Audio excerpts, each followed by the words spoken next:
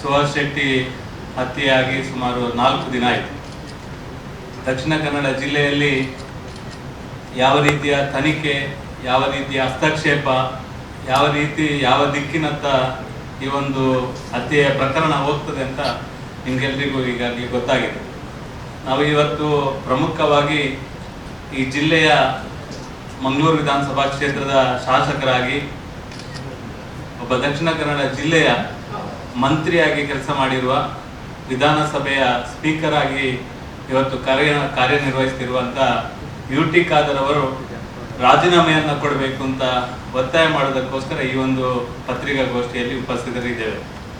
ಯಾಕೆಂದರೆ UT ಖಾದರ್ರ ಈ ಒಂದು ಹತ್ಯೆಯಲ್ಲಿ UT ಖಾದರ್ರ ಬಲವಾದ ಕೆಲವು ಅಂಶಗಳನ್ನು ನೋಡುವಾಗ ಸಂದೇಹ ಬರ್ತದೆ. ಯಾಕೆಂದರೆ UT ಖಾದರ್ರು ಈ ಹತ್ಯೆಯಾದ ತಕ್ಷಣ ಆ ಕುಟುಂಬದೊಟ್ಟಿಗೆ ಸಂಬಂಧವನ್ನು ಇಟ್ಟುಕೊಂಡಿದ್ದಾರೆ, ಫಾಜಿಲ್ ಕುಟುಂಬದ ಒಟ್ಟಿಗೆ ಸಂಬಂಧವನ್ನು ಇಟ್ಟುಕೊಂಡಿದ್ದಾರೆ ಮತ್ತು ಫಾಜಿಲ್ ಕುಟುಂಬದ ಬಗ್ಗೆ ವಕಾಲತ್ತನ್ನು ಮಾಡಿದ್ದಾರೆ. ಫಾಜಿಲ್ ಕುಟುಂಬಕ್ಕೆ ಕ್ಲೀನ್ ಚೀಟ್ ಕೊಡುವಂಥ ಕೆಲಸವನ್ನು ಕೂಡ ತನಿಖೆ ಆಗುವುದಕ್ಕೆ ಮುಂಚೆನೆ, ಅಪರಾಧಿಗಳನ್ನು ಬಂಧನ ಮಾಡುವುದಕ್ಕೆ ಮುಂಚೆನೆ ಅವರು ಪತ್ರಿಕಾ ಹೇಳಿಕೆಯನ್ನು ಕೊಟ್ಟಿದ್ದಾರೆ. ಇನ್ನು ಬಂಧನ, ನಾನು ಯಾವಾಗ ಈ ಬಗ್ಗೆ ಪತ್ರಿಕಾಗೋಷ್ಠಿ ಈ ಒಂದು ಸ್ಥಳದಲ್ಲಿ ಮಾಡಿದೆ, ಖಾದರ್ರ ಪಾತ್ರದ ಬಗ್ಗೆ ಏನು ನಾವು ಪ್ರಸ್ತಾಪ, ಭಾರತೀಯ ಜನತಾ ಪಾರ್ಟಿ ನಾವು ಪ್ರಸ್ತಾಪ, ನಮ್ಮೆಲ್ಲ ಶಾಸಕರು ಪ್ರಸ್ತಾಪ ಮಾಡಿದ್ರು. ಈ ಜಿಲ್ಲೆಯಲ್ಲಿ ಅವರ ಬಗ್ಗೆ ಸಂದೇಹಗಳು ಪ್ರಾರಂಭ ಆಯಿತು. ಅವತ್ತು ಮತ್ತೆ ಪತ್ರಿಕೆಗೆ ಹೇಳಿಕೆಯನ್ನು UT ಖಾದರ್ ಕೊಟ್ಟಿದ್ದಾರೆ. ಇಲ್ಲ, ಅವರು ಆ ಕುಟುಂಬದವರು, ನಾವು ಯಾವುದೇ ಕಾರಣಕ್ಕೆ ಅದರ ಸಂಬಂಧ ಇಲ್ಲ, ಆ ಹತ್ಯೆಗೆ ಮತ್ತು ನಮ್ಗೆ ಏನು ಸಂಬಂಧ ಇಲ್ಲ, ಅದೆಲ್ಲ ದೇವರು ನೋಡ್ತಾರೆ ಅಂತ ಹೇಳುವ ಸ್ಟೇಟ್ಮೆಂಟ್ ಅನ್ನು ಅವ್ರು ಕೊಟ್ಟಿದ್ರು. ನಂತರ ಕೊಡ್ತಾರೆ, ಈ ತನಿಖೆ ಆಗಲಿ, ಯಾವುದು ಸತ್ಯ ಯಾವುದು ಸತ್ಯ ಸಂಗತಿಯಿಂದ ಬರ್ತದೆ ಅಂತ ಅವರು UT ಖಾದರ್ ಅವರು ಸ್ಟೇಟ್ಮೆಂಟ್ ಅನ್ನು ಕೊಡ್ತಾರೆ. ನಾವು ಹೇಳಿದ್ದು ಇದಕ್ಕೆಲ್ಲ ಜವಾಬ್ದಾರಿ ಕೊಟ್ಟವ್ರು ಯಾರು?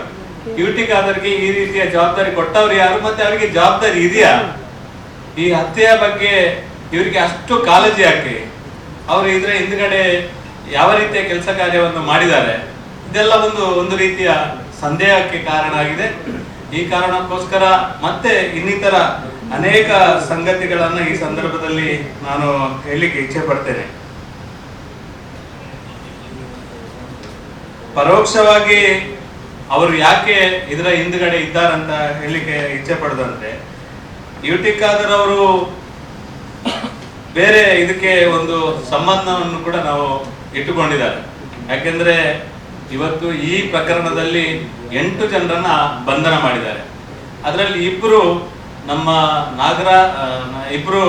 ನಮ್ಮ ಪೊಲೀಸ್ನವರು ಬಂಧನ ಮಾಡಿರುವಂತ ಇಬ್ಬರಲ್ಲಿ ಕಲಸದವರು ರಂಜಿತ್ ಮತ್ತು ನಾಗರಾಜ್ ಎನ್ನುವ ಇಬ್ರು ಅಪರಾಧಿಗಳಿದ್ದಾರೆ. ಇದರ ಬಗ್ಗೆ ಕೂಲಂಕುಷವಾದ ತನಿಖೆ ಆಗಬೇಕು.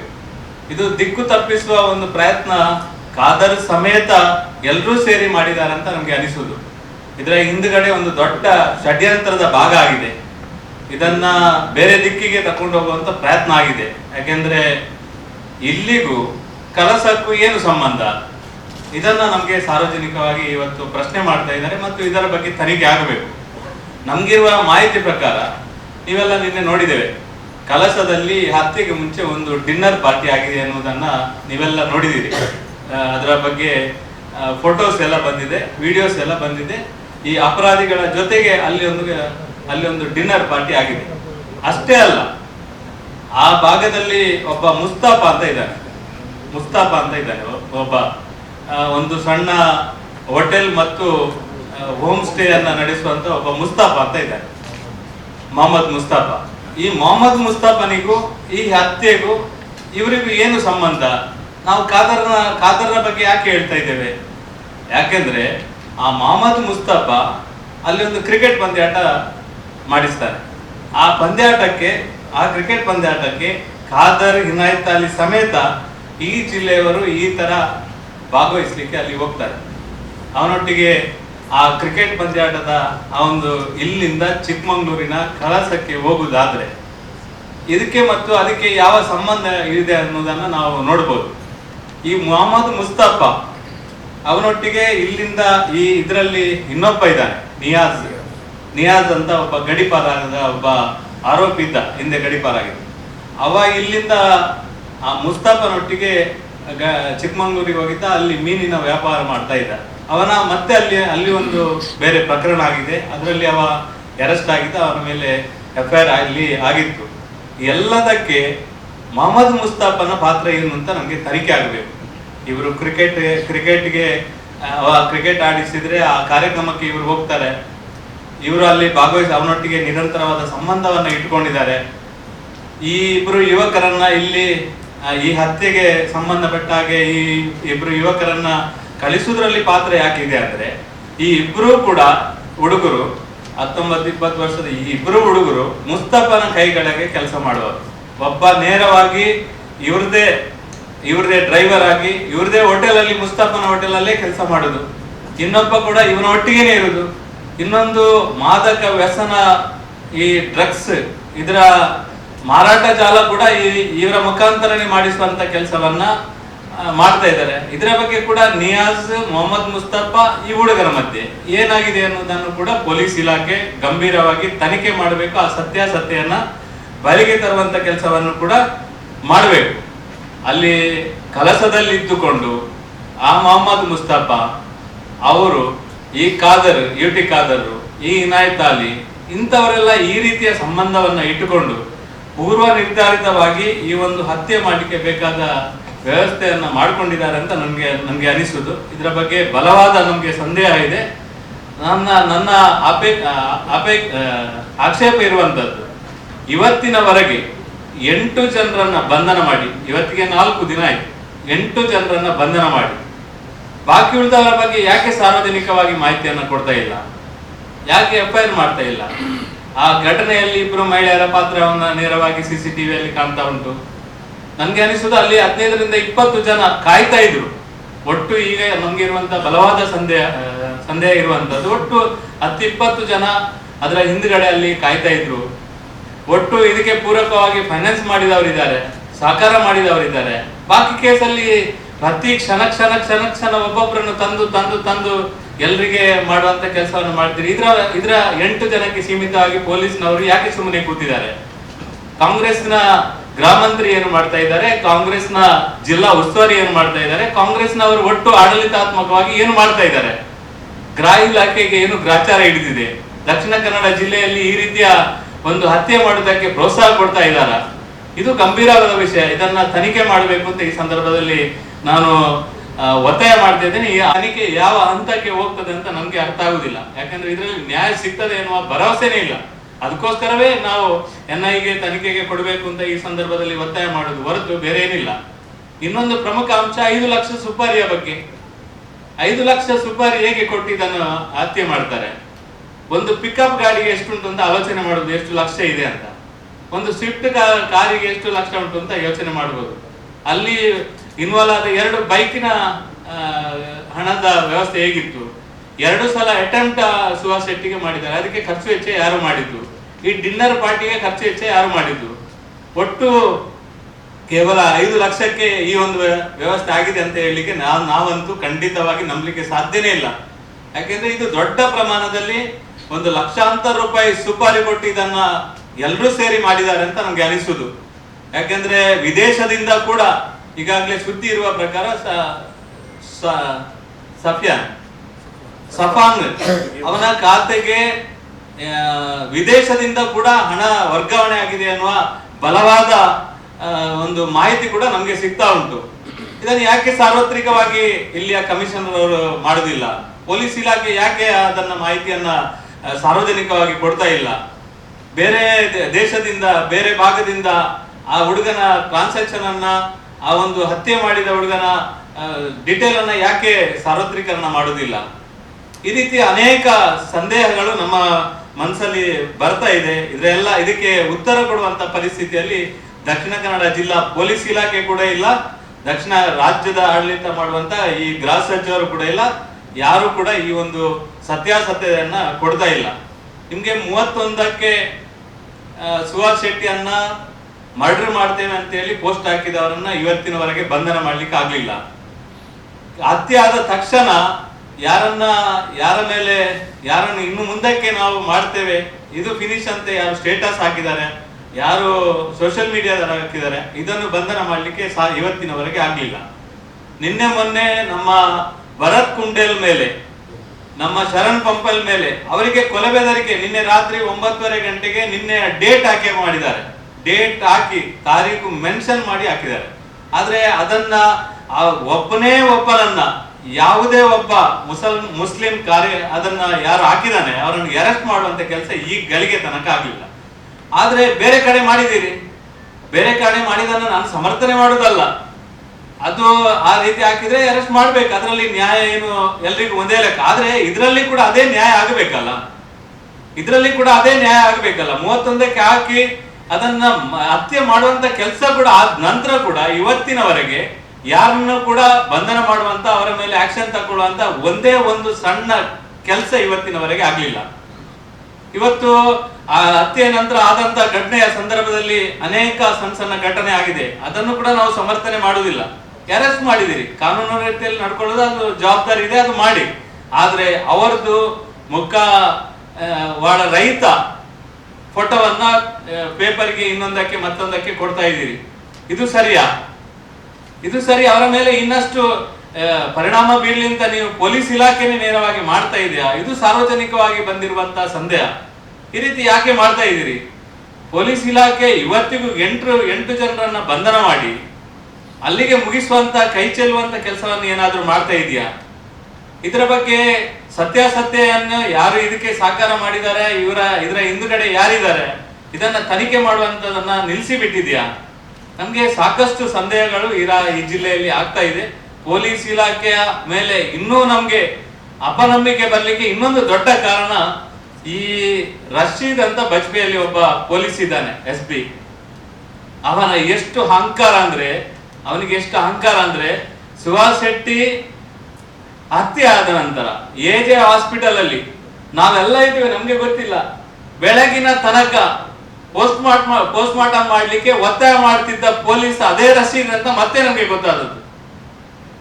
ಪೂರ್ತಿ ಪೊಲೀಸ್ ಇಲಾಖೆ ಅಂತವನನ್ನೇ ಅಲ್ಲಿ ಪೋಸ್ಟ್ ಮಾರ್ಟಮ್ಗೆ ಕಳಿಸ್ತದೆ ಅಂತ ಹೇಳಿದ್ರೆ ಇದು ಯಾವ ರೀತಿ?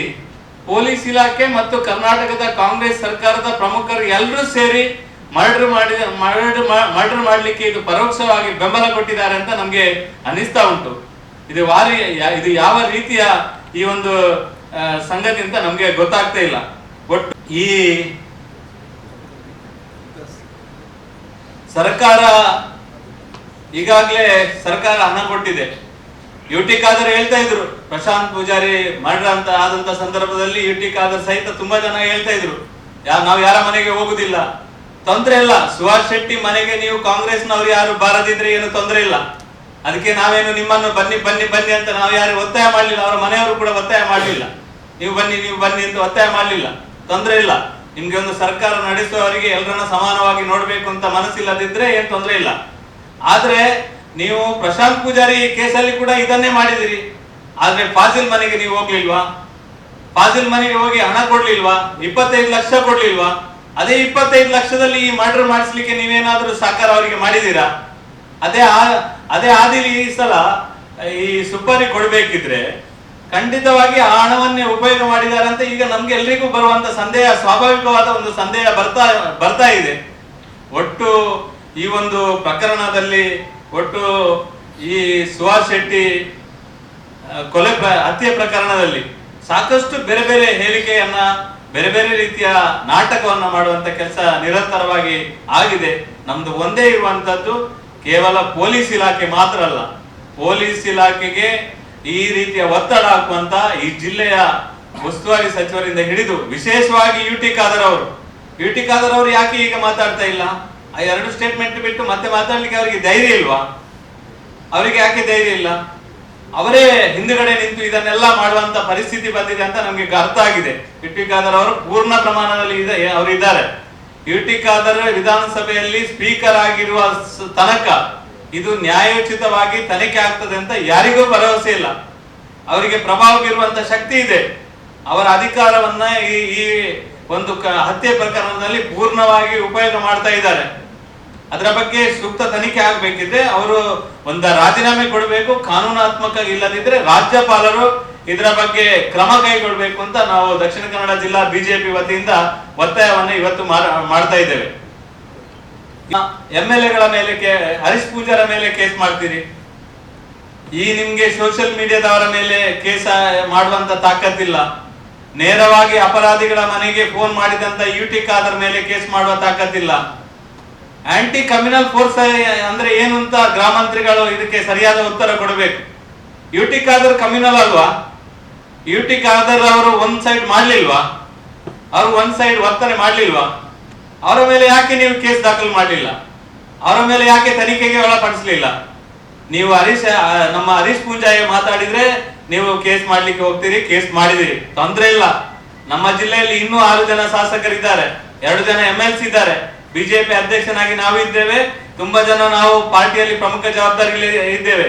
ನಾವು ನಿಮ್ಮ ಹತ್ರ ನಿಮ್ಮಲ್ಲಿ ವಿನಂತಿ ಮಾಡುದು ನೀವು ಈ ಒಂದು ಪೊಲೀಸ್ ಇಲಾಖೆ, ಕರ್ನಾಟಕದ ಕಾಂಗ್ರೆಸ್ ಸರ್ಕಾರ ನೀವು ಬಂದಾಗಿನಿಂದ ಹಿಂದೂ ಯುವಕರ ಮೇಲೆ ದಬ್ಬಾಳಿಕೆ ಮಾಡ್ಲಿಕ್ಕೆ ಬಂದಿರುವಂತದ್ದು. ನಮ್ಮ ಯಾರ ಮೇಲೂ ಕೇಸ್ ಮಾಡಿ ಅದನ್ನು ತಗೊಳ್ಳುವಂತ ತಾಕತ್ MLA ಇದೆ. ಭರತ್ ಶೆಟ್ಟರ ಮೇಲೆ ಕೇಸ್ ಮಾಡಿದ್ದೀರಿ, ವೇದವ್ಯಾಸರ ಮೇಲೆ ಕೇಸ್ ಮಾಡಿದ್ದೀರಿ, ತೊಂದ್ರೆ ಇಲ್ಲ. ಇನ್ನು ಎಷ್ಟು ಬೇಕು ಕೇಸ್ ಮಾಡ್ಲಿಕ್ಕೆ ನಿಮ್ಗೆ ತಾಕತ್ತುಂಟು ಮಾಡಿ. ಆದ್ರೆ ನಮ್ಮ ಎಚ್ಚರಿಕೆ ಇರುವಂತದ್ದು, ನೀವು ವಿನಾಕಾರಣ ನಮ್ಮ ಕಾರ್ಯಕರ್ತರಿಗೆ ಮನೆಗೆ ನುಗ್ಗುವಂತದ್ದು, ಕಾರ್ಯಕರ್ತರ ಮನೆಯಲ್ಲಿ ಹೆಂಗಸು ಮಕ್ಕಳನ್ನು ಇಲ್ಲ ಅಂತ ನೋಡದೆ ಮನೆಗೆ ಹೋಗಿ ಅವರನ್ನು ಎಳೆದು ತರುವಂತದ್ದು, ಸುಮ್ಮನೆ ಈ ಜಿಲ್ಲೆಯಲ್ಲಿ ಯಾವುದೇ ತಂಟೆ ತಕರಾರಿಗೆ ಬಾರದಂತ ಹುಡುಗರನ್ನು ಸಮೇತ ಪೊಲೀಸ್ ಠಾಣೆಗೆ ಕರೆಸಿ ಅವರಿಗೆ ಕಿರುಕುಳ ಕೊಡುವಂತ ಕೆಲಸವನ್ನು ಮಾಡ್ತೀರಿ.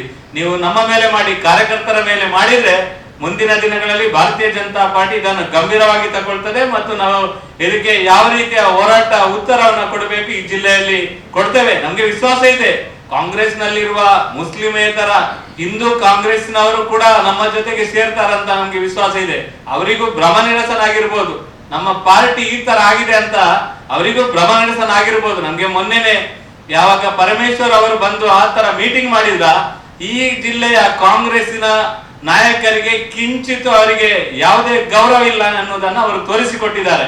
ಆಗಿರುವಾಗ ಹಿಂದೂ ನಾಯಕರುಗಳಿಗೆ ಗೌರವೇ ಇಲ್ಲದ ಹಾಗೆ ಮಾಡ್ಕೊಂಡು ಹೋಗಿದ್ದಾರೆ. ಆಗಿರುವಾಗ ಇದನ್ನೊಂದು ಗಂಭೀರವಾಗಿ ತಗೊಳ್ಬೇಕು ಅಂತ ವಿನಂತಿಯನ್ನು ಮಾಡ್ತಾ, ಇವತ್ತು ವಿಕಾಸ್ ಪುತ್ತೂರ್ ಅವರು ಒಂದು ಬರಹಗಾರರು, ಒಂದು ಚಿಂತನಕಾರರು. ಅವರು ಯಾವುದೋ ಒಂದು ಪೋಸ್ಟ್ ಹಾಕಿದ್ದಾರೆ ಅಂತ ಮೇಲೆ ಅವರ ಮೇಲೆ ಕೇಸ್ ಮಾಡ್ತೀರಿ. ಅವರು ಯಾವುದೇ ಕಲೆಗೆ ಇಲ್ಲ, ಅವರ ಮೇಲೆ ಕೇಸ್ ಮಾಡ್ತೀರಿ. ಇವತ್ತು ಒಬ್ಬ ರಾಷ್ಟ್ರೀಯ ಪತ್ರಕರ್ತನ ಮೇಲೆ ನಾಳೆ ನಿಮ್ಗೂ ಈ ಕತೆ ಬರ್ಬೋದು. ನಿಮ್ಮಲ್ಲಿ ಕೂಡ ಏನಾದ್ರೂ ಸಣ್ಣ ಪುಟ್ಟ ವ್ಯತ್ಯಾಸ ಆದ್ರೆ ನಿಮ್ಮ ಮೇಲೆ ಕೂಡ ಕೇಸ್ ಮಾಡ್ಲಿಕ್ಕೆ ಈ ಸರ್ಕಾರ ಇವರು ಬಿಡುದು ವಾರ್ತಾ ಭಾರತಿಯನ್ನು ಮಾತ್ರ ಬಿಡುದು, ಬಾಕಿ ಯಾರನ್ನು ಸಹ ಬಿಡುದಿಲ್ಲ.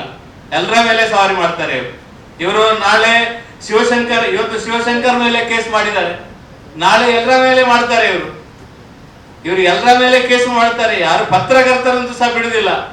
ಇವರಿಗೆ ಒಟ್ಟು ಹಿಂದೂ ಅಂತ ನೋಡಿದ್ರೆ ಆಗುದಿಲ್ಲ. ಇವರಿಗೆ ಹೇಗೆ ಪಾಲ್ಗಾಂವ್ ಅಲ್ಲಿ ಆ ಉಗ್ರರಿಗೆ ಹಿಂದೂಗಳನ್ನ ನೋಡ್ಲಿಕ್ಕೆ ಆಗ್ಲಿಲ್ವಾ, ಅದೇ ರೀತಿ ಕರ್ನಾಟಕದ ಕಾಂಗ್ರೆಸ್ಗೆ ಕೂಡ, ಕರ್ನಾಟಕದ ಕಾಂಗ್ರೆಸ್ನ ಮುಖ್ಯಮಂತ್ರಿ ಆದಿಯಾಗಿ ಎಲ್ರಿಗೆ ಕೂಡ ಹಿಂದೂ ಅನ್ನು ನೋಡಿದ್ರೆ ಆಗುದಿಲ್ಲ, ಏನಾದ್ರೂ ಮಾಡ್ಬೇಕು ಅಂತ ಆಗ್ತದೆ.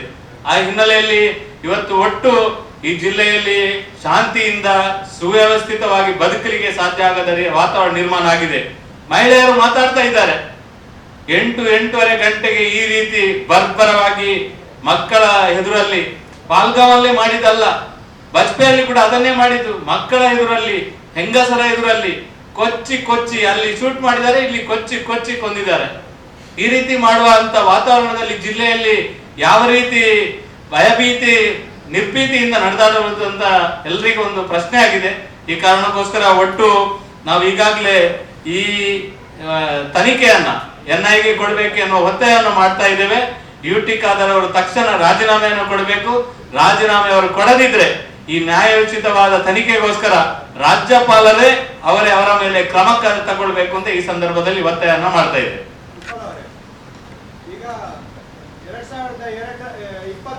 MLA ಮೇಲೆ ಹರೀಶ್ ಪೂಜಾರ ಮೇಲೆ ಕೇಸ್ ಮಾಡ್ತೀರಿ. ಈ ನಿಮ್ಗೆ ಸೋಷಿಯಲ್ ಮೀಡಿಯಾದವರ ಮೇಲೆ ಕೇಸ್ ಮಾಡುವಂತ ತಾಕತ್ತಿಲ್ಲ. ನೇರವಾಗಿ ಅಪರಾಧಿಗಳ ಮನೆಗೆ ಫೋನ್ ಮಾಡಿದಂತ UT ಖಾದರ್ ಮೇಲೆ ಕೇಸ್ ಮಾಡುವ ತಾಕತ್ತಿಲ್ಲ. ಆಂಟಿ ಕಮ್ಯುನಲ್ ಫೋರ್ಸ್ ಅಂದ್ರೆ ಏನು ಅಂತ ಗ್ರಾಮಾಂತರಿಗಳು ಇದಕ್ಕೆ ಸರಿಯಾದ ಉತ್ತರ ಕೊಡಬೇಕು. UT ಖಾದರ್ ಕಮ್ಯುನಲ್ ಅಲ್ವಾ? UT ಖಾದರ್ ಅವರು ಒಂದ್ ಸೈಡ್ ಮಾಡ್ಲಿಲ್ವಾ? ಅವರು ಒಂದ್ ಸೈಡ್ ವರ್ತನೆ ಮಾಡ್ಲಿಲ್ವಾ? ಅವರ ಮೇಲೆ ಯಾಕೆ ನೀವು ಕೇಸ್ ದಾಖಲು ಮಾಡಲಿಲ್ಲ? ಅವರ ಮೇಲೆ ಯಾಕೆ ತನಿಖೆಗೆ ಒಳಪಡಿಸಲಿಲ್ಲ? ನೀವು ನಮ್ಮ ಹರೀಶ್ ಪೂಂಜಾಯ ಮಾತಾಡಿದ್ರೆ ನೀವು ಕೇಸ್ ಮಾಡ್ಲಿಕ್ಕೆ ಹೋಗ್ತೀರಿ, ಕೇಸ್ ಮಾಡಿದಿರಿ, ತೊಂದ್ರೆ ಇಲ್ಲ. ನಮ್ಮ ಜಿಲ್ಲೆಯಲ್ಲಿ ಇನ್ನೂ 6 ಜನ ಶಾಸಕರಿದ್ದಾರೆ, 2 ಜನ MLC ಇದ್ದಾರೆ, ಬಿಜೆಪಿ ಅಧ್ಯಕ್ಷನಾಗಿ ನಾವು ಇದ್ದೇವೆ, ತುಂಬಾ ಜನ ನಾವು ಪಾರ್ಟಿಯಲ್ಲಿ ಪ್ರಮುಖ ಜವಾಬ್ದಾರಿ ಇದ್ದೇವೆ. ನಾವು ನಿಮ್ಮ ಹತ್ರ ನಿಮ್ಮಲ್ಲಿ ವಿನಂತಿ ಮಾಡುದು, ನೀವು ಈ ಒಂದು ಪೊಲೀಸ್ ಇಲಾಖೆ, ಕರ್ನಾಟಕದ ಕಾಂಗ್ರೆಸ್ ಸರ್ಕಾರ ನೀವು ಬಂದಾಗಿನಿಂದ ಹಿಂದೂ ಯುವಕರ ಮೇಲೆ ದಬ್ಬಾಳಿಕೆ ಮಾಡ್ಲಿಕ್ಕೆ ಬಂದಿರುವಂತದ್ದು. ನಮ್ಮ ಯಾರ ಮೇಲೂ ಕೇಸ್ ಮಾಡಿ ಅದನ್ನು ತಕೊಳ್ಳುವಂತ ತಾಕತ್ MLA ಇದೆ. ಭರತ್ ಶೆಟ್ಟರ ಮೇಲೆ ಕೇಸ್ ಮಾಡಿದ್ದೀರಿ, ವೇದವ್ಯಾಸರ ಮೇಲೆ ಕೇಸ್ ಮಾಡಿದ್ದೀರಿ, ತೊಂದ್ರೆ ಇಲ್ಲ. ಇನ್ನು ಎಷ್ಟು ಬೇಕು ಕೇಸ್ ಮಾಡ್ಲಿಕ್ಕೆ ನಿಮ್ಗೆ ತಾಕತ್ತುಂಟು ಮಾಡಿ. ಆದ್ರೆ ನಮ್ಮ ಎಚ್ಚರಿಕೆ ಇರುವಂತದ್ದು, ನೀವು ವಿನಾಕಾರಣ ನಮ್ಮ ಕಾರ್ಯಕರ್ತರಿಗೆ ಮನೆಗೆ ನುಗ್ಗುವಂತದ್ದು, ಕಾರ್ಯಕರ್ತರ ಮನೆಯಲ್ಲಿ ಹೆಂಗಸು ಮಕ್ಕಳನ್ನ ಇಲ್ಲ ಅಂತ ನೋಡದೆ ಮನೆಗೆ ಹೋಗಿ ಅವರನ್ನು ಎಳೆದು ತರುವಂತದ್ದು, ಸುಮ್ಮನೆ ಈ ಜಿಲ್ಲೆಯಲ್ಲಿ ಯಾವುದೇ ತಂಟೆ ತಕರಾರಿಗೆ ಬಾರದಂತ ಹುಡುಗರನ್ನು ಸಮೇತ ಪೊಲೀಸ್ ಠಾಣೆಗೆ ಕರೆಸಿ ಅವರಿಗೆ ಕಿರುಕುಳ ಕೊಡುವಂತ ಕೆಲಸವನ್ನು ಮಾಡ್ತೀರಿ. ನೀವು ನಮ್ಮ ಮೇಲೆ ಮಾಡಿ, ಕಾರ್ಯಕರ್ತರ ಮೇಲೆ ಮಾಡಿದ್ರೆ ಮುಂದಿನ ದಿನಗಳಲ್ಲಿ ಭಾರತೀಯ ಜನತಾ ಪಾರ್ಟಿ ಇದನ್ನು ಗಂಭೀರವಾಗಿ ತಗೊಳ್ತದೆ ಮತ್ತು ನಾವು ಇದಕ್ಕೆ ಯಾವ ರೀತಿಯ ಹೋರಾಟ ಉತ್ತರವನ್ನು ಕೊಡಬೇಕು ಈ ಜಿಲ್ಲೆಯಲ್ಲಿ ಕೊಡ್ತೇವೆ. ನಮ್ಗೆ ವಿಶ್ವಾಸ ಇದೆ, ಕಾಂಗ್ರೆಸ್ ನಲ್ಲಿರುವ ಮುಸ್ಲಿಮೇತರ ಹಿಂದೂ ಕಾಂಗ್ರೆಸ್ನವರು ಕೂಡ ನಮ್ಮ ಜೊತೆಗೆ ಸೇರ್ತಾರಂತ ನಮ್ಗೆ ವಿಶ್ವಾಸ ಇದೆ. ಅವರಿಗೂ ಭ್ರಮ ನಿರಸನ ಆಗಿರ್ಬೋದು, ನಮ್ಮ ಪಾರ್ಟಿ ಈ ತರ ಆಗಿದೆ ಅಂತ ಅವರಿಗೂ ಭ್ರಮ ನಿರಸನ ಆಗಿರ್ಬೋದು. ನಮ್ಗೆ ಮೊನ್ನೆನೆ ಯಾವಾಗ ಪರಮೇಶ್ವರ್ ಅವರು ಬಂದು ಆ ತರ ಮೀಟಿಂಗ್ ಮಾಡಿದ್ರ, ಈ ಜಿಲ್ಲೆಯ ಕಾಂಗ್ರೆಸ್ಸಿನ ನಾಯಕರಿಗೆ ಕಿಂಚಿತ್ ಅವರಿಗೆ ಯಾವುದೇ ಗೌರವ ಇಲ್ಲ ಅನ್ನೋದನ್ನ ಅವರು ತೋರಿಸಿಕೊಟ್ಟಿದ್ದಾರೆ. ಆಗಿರುವಾಗ ಹಿಂದೂ ನಾಯಕರುಗಳಿಗೆ ಗೌರವ ಇಲ್ಲದ ಹಾಗೆ ಮಾಡ್ಕೊಂಡು ಹೋಗಿದ್ದಾರೆ. ಆಗಿರುವಾಗ ಇದನ್ನೊಂದು ಗಂಭೀರವಾಗಿ ತಗೊಳ್ಬೇಕು ಅಂತ ವಿನಂತಿಯನ್ನು ಮಾಡ್ತಾ, ಇವತ್ತು ವಿಕಾಸ್ ಪುತ್ತೂರ್ ಅವರು ಒಂದು ಬರಹಗಾರರು, ಒಂದು ಚಿಂತನಕಾರರು, ಅವರು ಯಾವುದೋ ಒಂದು ಪೋಸ್ಟ್ ಹಾಕಿದ್ದಾರೆ ಅಂತ ಮೇಲೆ ಅವರ ಮೇಲೆ ಕೇಸ್ ಮಾಡ್ತೀರಿ, ಅವರು ಯಾವುದೇ ಕಲೆಗೆ ಇಲ್ಲ ಅವರ ಮೇಲೆ ಕೇಸ್ ಮಾಡ್ತೀರಿ. ಇವತ್ತು ಒಬ್ಬ ರಾಷ್ಟ್ರೀಯ ಪತ್ರಕರ್ತನ ಮೇಲೆ ನಾಳೆ ನಿಮ್ಗೂ ಈ ಕತೆ ಬರ್ಬೋದು. ನಿಮ್ಮಲ್ಲಿ ಕೂಡ ಏನಾದ್ರೂ ಸಣ್ಣ ಪುಟ್ಟ ವ್ಯತ್ಯಾಸ ಆದ್ರೆ ನಿಮ್ಮ ಮೇಲೆ ಕೂಡ ಕೇಸ್ ಮಾಡ್ಲಿಕ್ಕೆ ಈ ಸರ್ಕಾರ ಇವರು ಬಿಡುದು ವಾರ್ತಾ ಭಾರತಿಯನ್ನು ಮಾತ್ರ ಬಿಡುದು, ಬಾಕಿ ಯಾರನ್ನು ಸಹ ಬಿಡುದಿಲ್ಲ. ಎಲ್ಲರ ಮೇಲೆ ಸವಾರಿ ಮಾಡ್ತಾರೆ ಇವರು. ನಾಳೆ ಇವತ್ತು ಶಿವಶಂಕರ್ ಮೇಲೆ ಕೇಸ್ ಮಾಡಿದ್ದಾರೆ, ನಾಳೆ ಎಲ್ಲರ ಮೇಲೆ ಮಾಡ್ತಾರೆ ಇವರು ಎಲ್ಲರ ಮೇಲೆ ಕೇಸ್ ಮಾಡ್ತಾರೆ. ಯಾರು ಪತ್ರಕರ್ತರಂತೂ ಸಹ ಬಿಡುದಿಲ್ಲ. ಇವರಿಗೆ ಒಟ್ಟು ಹಿಂದೂ ಅಂತ ನೋಡಿದ್ರೆ ಆಗುದಿಲ್ಲ. ಇವರಿಗೆ ಹೇಗೆ ಪಾಲ್ಗಾಂವ್ ಅಲ್ಲಿ ಆ ಉಗ್ರರಿಗೆ ಹಿಂದೂಗಳನ್ನ ನೋಡ್ಲಿಕ್ಕೆ ಆಗ್ಲಿಲ್ವಾ, ಅದೇ ರೀತಿ ಕರ್ನಾಟಕದ ಕಾಂಗ್ರೆಸ್ಸಿಗೆ ಕೂಡ, ಕರ್ನಾಟಕದ ಕಾಂಗ್ರೆಸ್ನ ಮುಖ್ಯಮಂತ್ರಿ ಆದಿಯಾಗಿ ಎಲ್ರಿಗೆ ಕೂಡ ಹಿಂದೂ ಅನ್ನು ನೋಡಿದ್ರೆ ಆಗುದಿಲ್ಲ, ಏನಾದ್ರೂ ಮಾಡ್ಬೇಕು ಅಂತ ಆಗ್ತದೆ. ಆ ಹಿನ್ನೆಲೆಯಲ್ಲಿ ಇವತ್ತು ಒಟ್ಟು ಈ ಜಿಲ್ಲೆಯಲ್ಲಿ ಶಾಂತಿಯಿಂದ ಸುವ್ಯವಸ್ಥಿತವಾಗಿ ಬದುಕಲಿಕ್ಕೆ ಸಾಧ್ಯ ಆಗದ ವಾತಾವರಣ ನಿರ್ಮಾಣ ಆಗಿದೆ. ಮಹಿಳೆಯರು ಮಾತಾಡ್ತಾ ಇದ್ದಾರೆ, 8-8:30 ಗಂಟೆಗೆ ಈ ರೀತಿ ಬರ್ಬರವಾಗಿ ಮಕ್ಕಳ ಎದುರಲ್ಲಿ, ಪಾಲ್ಗಾಂವಲ್ಲೇ ಮಾಡಿದಲ್ಲ, ಬಜ್ಪೆಯಲ್ಲಿ ಕೂಡ ಅದನ್ನೇ ಮಾಡಿದ್ದು, ಮಕ್ಕಳ ಎದುರಲ್ಲಿ, ಹೆಂಗಸರ ಎದುರಲ್ಲಿ ಕೊಚ್ಚಿ ಅಲ್ಲಿ ಶೂಟ್ ಮಾಡಿದ್ದಾರೆ, ಇಲ್ಲಿ ಕೊಚ್ಚಿ ಕೊಂದಿದ್ದಾರೆ. ಈ ರೀತಿ ಮಾಡುವಂತ ವಾತಾವರಣದಲ್ಲಿ ಜಿಲ್ಲೆಯಲ್ಲಿ ಯಾವ ರೀತಿ ಭಯಭೀತಿ ನಿರ್ಭೀತಿಯಿಂದ ನಡೆದಾಡುವುದು ಅಂತ ಎಲ್ರಿಗೂ ಒಂದು ಪ್ರಶ್ನೆ ಆಗಿದೆ. ಈ ಕಾರಣಕ್ಕೋಸ್ಕರ ಒಟ್ಟು ನಾವು ಈಗಾಗಲೇ ಈ ತನಿಖೆಯನ್ನ NIA ಕೊಡಬೇಕು ಎನ್ನುವ ಒತ್ತಾಯವನ್ನು ಮಾಡ್ತಾ ಇದ್ದೇವೆ. UT ಖಾದರ್ ಅವರು ತಕ್ಷಣ ರಾಜೀನಾಮೆಯನ್ನು ಕೊಡಬೇಕು. ರಾಜೀನಾಮೆ ಅವರು ಕೊಡದಿದ್ರೆ ಈ ನ್ಯಾಯೋಚಿತವಾದ ತನಿಖೆಗೋಸ್ಕರ ರಾಜ್ಯಪಾಲರೇ ಅವರ ಮೇಲೆ ಕ್ರಮ ತಗೊಳ್ಬೇಕು ಅಂತ ಈ ಸಂದರ್ಭದಲ್ಲಿ ಒತ್ತಾಯವನ್ನು ಮಾಡ್ತಾ ಇದೆ. ಈಗ ಒಬ್ಬ ರೌಡಿ ಅವನನ್ನು ಕೊಲ್ಲಬೇಕು ಅಂತ ಈ ಸರ್ಕಾರ ಏನಾದರೂ ತೀರ್ಮಾನ ಮಾಡಿದ ಅಂತ ಹೇಳಿ ನನಗೆ. ರೌಡಿ ಆದವನನ್ನ ಕೊಲ್ಲಬೇಕು ಅಂತ ಅಧಿಕೃತವಾಗಿ ಏನಾದರೂ ಈ ಸರ್ಕಾರ ತೀರ್ಮಾನ ಮಾಡಿದ, ಅದನ್ನು ನಂಗೆ ಹೇಳಿ. ಈ ಸರ್ಕಾರ ಸ್ಪಷ್ಟ ಮಾಡಲಿ. ಇಲ್ಲ, ನಾವು ರೌಡಿಗಳನ್ನೆಲ್ಲ ಸ್ಟೇಷನ್ ಇಂದ ಜೈಲಿನಿಂದ ತಂದು ಒಂದೇ ಸಲ ನಿಲ್ಲಿಸಿ ಕತ್ತಿಯಲ್ಲಿ ಕಡಿದುಕೊಳ್ತೇವೆ ಅಂತ ಈ ಸರ್ಕಾರ ಹೇಳಿ. ರೌಡಿ ಅಂದ ತಕ್ಷಣ ಅಥವಾ ಅವರ ಮೇಲೆ ಯಾವ ಕಾರಣಕ್ಕೆ ರೌಡಿ ಆಗಿದೆ, ಯಾವ ಉದ್ದೇಶ ಇದೆ, ಏನಾಗಿದೆ ಅದು ಚರ್ಚೆ ಮಾಡುವ, ಆಯ್ತು, ತೊಂದರೆ ಇಲ್ಲ. ಆದ್ರೆ ಕೊಲ್ಬೇಕು ಅಂತ, ಹತ್ಯೆ ಮಾಡ್ಬೇಕು ಅಂತ ಏನಾದ್ರು ಉಂಟಾ? ಇದಕ್ಕೆ ಉತ್ತರ ಕೊಡಿ. UT ಖಾದರ್ ರಾಜೀನಾಮೆ ಕೇಳೋದು ತಪ್ಪು ಅಂತ ಹೇಳಿದ ನೀವು? ಅವ್ರು ಸ್ಟೇಟ್ಮೆಂಟ್ ಕೊಟ್ಟಿದ್ದಾರೆ. ಅಲ್ಲ ಒಂದ್ ನಿಮಿಷ, UT ಖಾದರ್ ಅವರು ರಾಜೀನಾಮೆ ಕೇಳೋದು ತಪ್ಪು ಅಂತ ಹೇಳಿದ? ರಾಜಕೀಯ ವಿಚಾರ, ನಾವು ಭಾರತೀಯ ಜನತಾ ಪಾರ್ಟಿ ಒಂದು ರಾಜಕೀಯ ಪಾರ್ಟಿಯಾಗಿ ನಮ್ಮ ಜವಾಬ್ದಾರಿ ಇದೆ, ನಾವು ನಮ್ಮ ಕೆಲಸವನ್ನ ಮಾಡ್ತೇವೆ. ಅವರು ನಿಮ್ಗೆ ಬೇಕಾದಷ್ಟು ಸಂಗತಿಗಳನ್ನ ನಾವು ಹೇಳಿದ್ದೇವೆ. ಕಳಸ ಸಂಪರ್ಕ ಏನು, ಮತ್ತೆ ಈ ಹತ್ಯೆ ಆದ ತಕ್ಷಣ ರಿಯಾಕ್ಷನ್ ಕೊಡ್ಲಿಕ್ಕೆ ಯುಟಿ ಖಾದರ್ ಅವರು ಅವರ ಪರವಾಗಿ ವಾದ ಮಾಡ್ಲಿಕ್ಕೆ ಯುಟಿ ಖಾದರ್ ಅವರು ಅವರಿಗೆ ಏನು ಸಂಬಂಧ ಇದೆ ಮತ್ತು ಅವರಿಗೆ ಏನು ಗೊತ್ತಿದೆ ಇದೆಲ್ಲ ಸಾರ್ವಜನಿಕವಾಗಿ ಗೊತ್ತಾಗಬೇಕಲ್ಲ. ಈಗ ಸ್ಪೀಕರ್ ಆಗಿದ್ದುಕೊಂಡು ಉಸ್ತುವಾರಿ ಮಂತ್ರಿನೂ ಅಲ್ಲ, ಸ್ಪೀಕರ್ ಆಗಿದ್ದುಕೊಂಡು ಅವರ ಜವಾಬ್ದಾರಿಯಲ್ಲಿ ಅವರು ಜವಾಬ್ದಾರಿಯ ನೆಲೆಯಲ್ಲಿ ಕೆಲಸ ಮಾಡಬೇಕಲ್ಲ. ಆನಂತರ ಅವರಿಗೆ ಯಾಕೆ ಸ್ಟೇಟ್ಮೆಂಟ್ ಕೊಡ್ಬೇಕಿತ್ತು? ಒಂದು ಸಲ ಹೇಳಿದ್ರು ಅವ್ರು ಏನು ಇಲ್ಲ ಅಂತ, ಆನಂತರ ಹೇಳ್ತಾರೆ ಅವರು ಆಯ್ತು ತನಿಖೆ ಆಗ್ಲಿ. ತನಿಖೆ ಮಾಡುದು ಪೊಲೀಸ್ನವರು, ಪೊಲೀಸ್ ಇಲಾಖೆ ತನಿಖೆ ಮಾಡುದು ಅವರು ಮಾಡ್ತಾರಲ್ಲ. ತನಿಖೆನೇ ಆಗದೆ ಇವರು ಕ್ಲೀನ್ ಚಿಟ್ ಹೇಗೆ ಕೊಟ್ರು? ಅದಕ್ಕೆ ನಾವು ಹೇಳುದು ಅವ್ರು ರಾಜೀನಾಮೆ ಕೊಡಬೇಕು. ಸುಹಾಸ್ ಶೆಟ್ಟಿ ಯಾವಾಗ ಫಾಜಿಲ್ ಮರ್ಡರ್ ಆದ ಸಂದರ್ಭದಲ್ಲಿ ನೀವು ನಮ್ಮವರು ಅಲ್ಲ ಅಂತ ಏನು ಸ್ಟೇಟ್ಮೆಂಟ್ ಬಗ್ಗೆ ನೀವು ಕೇಳಿದಿರಿ. ನಾವು ಇದರ ಬಗ್ಗೆ ಯಾವತ್ತೂ ಕೂಡ ಸ್ಪಷ್ಟನೆ ಕೊಡ್ಲಿಲ್ಲ. ಸತ್ಯ ಅದರ ಬಗ್ಗೆ ಸ್ಪಷ್ಟನೆ ಕೊಡುವ ಒಂದು ಅಪರಾಧ ಇದರಲ್ಲಿ ಬಂದಾಗ ಅವರ ಮೇಲೆ ಬಂದಿರುವಂತದ್ದು ಆರೋಪ ಅವರೇ ಹತ್ಯೆ ಮಾಡಿದ್ದಾರೆ ಅಂತ ನೀವ್ ಹೇಗೆ ಹೇಳ್ತೀರಿ? ಅದು ಕೋರ್ಟ್ ಹೇಳ್ಬೇಕು. ಆ ಅಪರಾಧ ಕೇಳಿ ಆಯ್ತಾಯ್ತು ಸರಿ. ಈಗ ಬಂದಿರುವಂತದ್ದು ಅವರ ಮೇಲೆ ಆರೋಪ, ಅದನ್ನು ಕೋರ್ಟ್ ತೀರ್ಮಾನ ಮಾಡಬೇಕು. ಆ ಕೋರ್ಟ್ ತೀರ್ಮಾನ ಮಾಡಿದ ನಂತರ ಅವರ ಬಗ್ಗೆ ಏನು ಸಂಗತಿ ಬರಬೇಕು ಅದನ್ನು ನಾವು ಖಂಡಿತ ಕೊಡ್ತಿದ್ದೇವೆ. ಈಗ ಹತ್ಯೆ ಆಗಿದೆ, ಆ ಕಾರ್ಯಕರ್ತ ನಮ್ಮ ಬೇರೆ ಬೇರೆ ಹಿಂದೂ ಪರವಾದ ಸಂಘಟನೆ ಕೆಲಸ ಕಾರ್ಯದಲ್ಲಿ ಭಾಗವಹಿಸಿ ಹಿಂದೂ ವಿಚಾರದಲ್ಲಿ ಕೆಲಸ ಮಾಡ್ತಾ ಇದ್ರು. ಅವರನ್ನು ನಾವು ಸಮರ್ಥನೆ ಮಾಡ್ತೇವೆ. ನಮ್ಮ ಒಬ್ಬ ಕಾರ್ಯಕರ್ತನನ್ನ ಹತ್ಯೆ ಮಾಡಿದನ್ನ ನಾವು ಖಂಡನೆ ಮಾಡ್ತೇವೆ. ಈಗ ನೀವ್ ಹೇಳುವಂತದ್ದು 8 ಜನ ಆರೋಪ ಅಂತ. ನಾವು ಆರೋಪವನ್ನ ತನಿಖೆಯನ್ನ ಸರಿಯಾದ ದಿಕ್ಕಿನಲ್ಲಿ ಮಾಡಿ ಅಂತ ಮಾತ್ರ ಹೇಳುದು. ನೀವು ಅವರು ಯಾರು 8 ಜನ ಈಗ ಮಾಡಿದ್ದಾರೆ ಅದರ ಬಗ್ಗೆ ಕೂಡ ನಮ್ಗೆ ಸಂದೇಹ ಉಂಟು. ಈಗ ಅವರು ಅರೆಸ್ಟ್ ಅವರನ್ನೇ ಯಾರಾದ್ರೂ ರಾಜ್ಯಕ್ಕೆ ಈ ತರ ಎಲ್ಲ ಚಲನವಲನ ಇರುವಾಗ ಅವರೇ ತಂದು ಕೊಟ್ಟಿದಾರ? ಈಗ ಇವ್ರು ಹೇಳಿದ್ರಲ್ಲ ಎಲ್ಲಿ ಕೊಟ್ಟದ್ದು, ಎಲ್ಲಿ ಅರೆಸ್ಟ್ ಮಾಡಿದ್ದು, ಏನು ಮಾಡಿದ್ದು ಏನು ಇಲ್ಲ, ನಮ್ಗೆ ಗೊತ್ತಿಲ್ಲ. ಈಗ ಆ 8 ಜನರನ್ನ ಅರೆಸ್ಟ್ ಮಾಡಿದ್ದಾರೆ, ಆರೋಪಿಯಾಗಿ ಗುರುತು ಮಾಡಿದ್ದಾರೆ. ನಾವು ಕೂಡ ಅದರ ಬಗ್ಗೆ ಕ್ಲಿಯರ್ ಮಾಡ್ಲಿಕ್ಕೆ ನಾವೇನು ಜಡ್ಜ್ ಅಲ್ಲ, ನಮ್ದು ಏನು ಅದ್ರಲ್ಲಿಲ್ಲ. ಅದು ತನಿಖೆ ಆಗ್ಲಿ, ಸರಿಯಾದ ದಿಕ್ಕಿನಲ್ಲಿ ತನಿಖೆ ಆಗ್ಬೇಕು ಅಂತ ನಾವು ಹೇಳುವಂತದ್ದು. ಯಾರು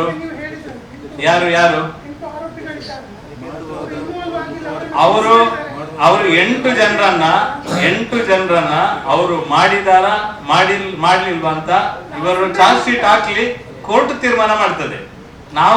ನಾವೀಗ ನೈಜ ಆರೋಪಿಗಳನ್ನ ಇನ್ನೂ ಸಹ ಜನ ಇದ್ದಾರೆ, ಇವರೊಟ್ಟಿಗೆ ಇನ್ನೂ ಸಹ ಜನ ಇದ್ದಾರೆ, ಅವರನ್ನು ಕೂಡ ಬಂಧನ ಮಾಡಬೇಕು.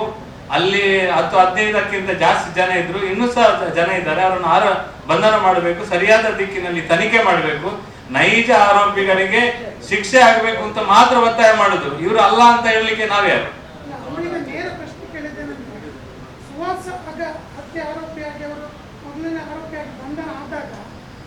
ನಿಮ್ಮ ಸಂಘಟನೆಗಳ ಕಡೆಯಿಂದ ಅದು ನಮ್ಮವನಲ್ಲ ಅಂತ ಹೇಳಿಕೆ ಬಂತು. ಯಾರು ಹೇಳಿಲ್ಲ. ನೀವು ಹೇಳಿ ತೋರಿಸಿ. ಯಾರು ಹೇಳಿದ್ರು ಅಂತ ಹೇಳಿ ಅದಕ್ಕೆ ಹೇಳಿದಲ್ಲ.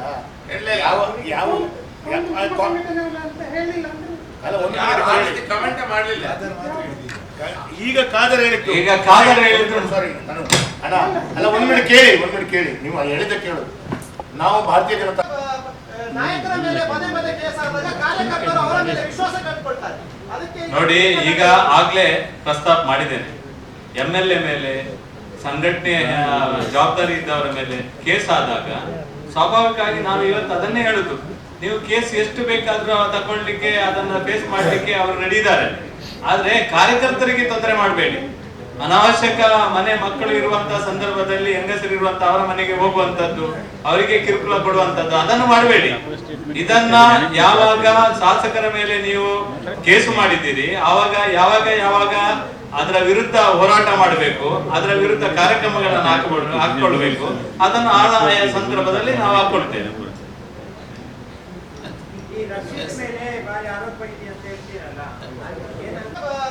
ನಾಯಕರ ಮೇಲೆ ಪದೇ ಕೇಸ್ ಆದಾಗ ಕಾರ್ಯಕರ್ತರು ಅವರ ಮೇಲೆ ವಿಶ್ವಾಸ ಕಳ್ಕೊಳ್ತಾರೆ. ನೋಡಿ, ಈಗ ಆಗ್ಲೇ ಪ್ರಸ್ತಾಪ ಮಾಡಿದ್ದೇನೆ. MLA ಮೇಲೆ, ಸಂಘಟನೆ ಜವಾಬ್ದಾರಿ ಇದ್ದವರ ಮೇಲೆ ಕೇಸ್ ಆದಾಗ ಸ್ವಾಭಾವಿಕವಾಗಿ ನಾವು ಇವತ್ತು ಅದನ್ನೇ ಹೇಳುದು. ನೀವು ಕೇಸ್ ಎಷ್ಟು ಬೇಕಾದ್ರೂ ತಗೊಳ್ಳಿಕ್ಕೆ, ಅದನ್ನ ಫೇಸ್ ಮಾಡ್ಲಿಕ್ಕೆ ಅವರು ನಡೆದಿದ್ದಾರೆ. ಆದ್ರೆ ಕಾರ್ಯಕರ್ತರಿಗೆ ತೊಂದರೆ ಮಾಡಬೇಡಿ. ಅನಾವಶ್ಯಕ ಮನೆ ಮಕ್ಕಳು ಇರುವಂತಹ ಸಂದರ್ಭದಲ್ಲಿ ಹೆಂಗಸರು ಇರುವಂತಹ ಅವರ ಮನೆಗೆ ಹೋಗುವಂತದ್ದು, ಅವರಿಗೆ ಕಿರುಕುಳ ಕೊಡುವಂತದ್ದು ಅದನ್ನು ಮಾಡಬೇಡಿ. ಇದನ್ನ ಯಾವಾಗ ಶಾಸಕರ ಮೇಲೆ ನೀವು ಕೇಸು ಮಾಡಿದ್ದೀರಿ ಆವಾಗ ಯಾವಾಗ ಅದರ ವಿರುದ್ಧ ಹೋರಾಟ ಮಾಡಬೇಕು, ಅದರ ವಿರುದ್ಧ ಕಾರ್ಯಕ್ರಮಗಳನ್ನು ಹಾಕೊಳ್ಬೇಕು, ಅದನ್ನು ಆಯಾ ಸಂದರ್ಭದಲ್ಲಿ ನಾವು ಹಾಕೊಳ್ತೇವೆ.